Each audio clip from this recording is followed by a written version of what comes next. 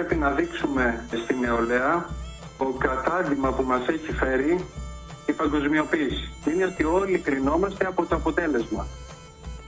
Όλοι ζητάνε εργοδότες, θέλω αποτέλεσμα, θέλω αποτέλεσμα, δεν με νοιάζει τίποτα άλλο, θέλω αποτέλεσμα. Αυτό είναι τελείως ηλιστική προσέγγιση. Και γι' αυτό βλέπετε ότι χάνεται η ζωή του νέου ανθρώπου σήμερα από τα βάρη της καθημερινότητας, τα οποία παλαιότερα ήταν πολύ περισσότερα, όμως υπήρχε αυτή η χαρά. Γι' αυτό στην Αθήνα βλέπετε ότι παρόλο που είμαστε πάρα πολύ απομονωμένοι. Δεν μας ενδιαφέρει η Ιθάκη, αλλά ο πηγεμός για την Ιθάκη. Δεν μας ενδιαφέρει ο προορισμός, αλλά το ταξίδι. Δεν μας ενδιαφέρει το αποτέλεσμα, αλλά ο τρόπος που θα πάμε στο αποτέλεσμα. Με τον κόπο και το μόχθο. Αυτά είναι που υποσχέθηκε η παγκοσμιοποίηση στην νεολαία, ότι δεν θα χρειαστεί ο κόπος και ο μόχθος. Θα κάθεσαι σε ένα γραφείο, σε έναν υπολογιστή, θα κάνεις τη δουλίτσα σου και θα φεύγεις.